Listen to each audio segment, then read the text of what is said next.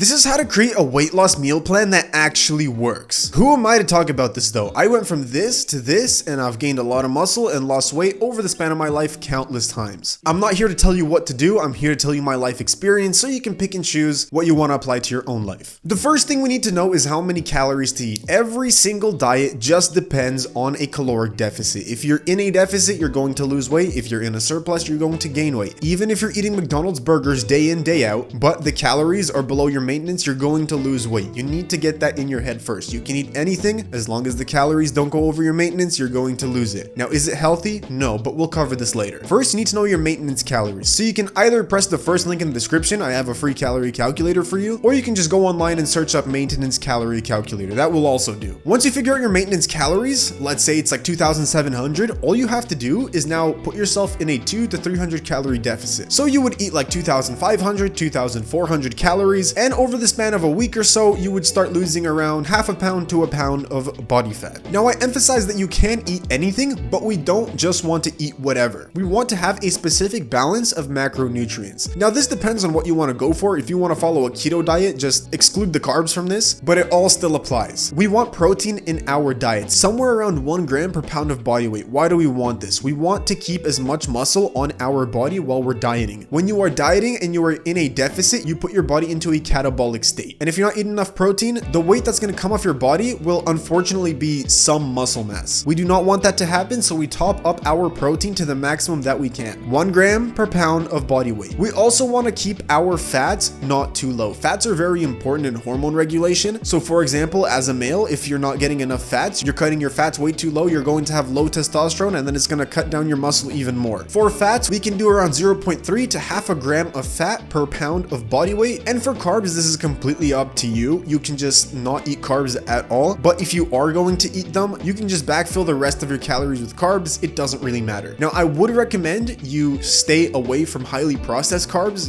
such as chocolate bars, and prioritize adding more vegetables and fruits into your diet as your primary source of carbohydrates. But if that doesn't work for you, you don't have to. When I was first losing weight, I was eating whatever and I still lost the weight. So I'll put up some examples of what some meal plans may look like. I made this in like a few minutes using our program Kitchen Savvy. If you want to do this for yourself, it's in the description, but here are just a few examples. So we have one for around 2,500 calories, we have one for 3,000, and this is kind of what your day would look like. Now, one quick tip I could give you for this, I would actually recommend you meal prep for the entire week or like half the week in advance. It just makes it so much easier and it'll save you hours of cooking. So let's say in a day you eat around 200 grams of rice. Pick one day and just cook like 600 grams. It's going to take about the same time, but you're going to save like 30 minutes for every single day that you don't have to do it. So I definitely do recommend that. Now, I don't do this myself every single time, but when I do, it really is a tremendous help. And to cut down on costs of your meal plan, try to stick to the basics. Like meat itself, vegetables, they don't cost too much, especially if you get them closer to the expiration date and then just meal prep them for the entire week. You can save tons of money. Don't overcomplicate it. Don't go buying any of those health foods. Just stick to potatoes, rice, any type of vegetable,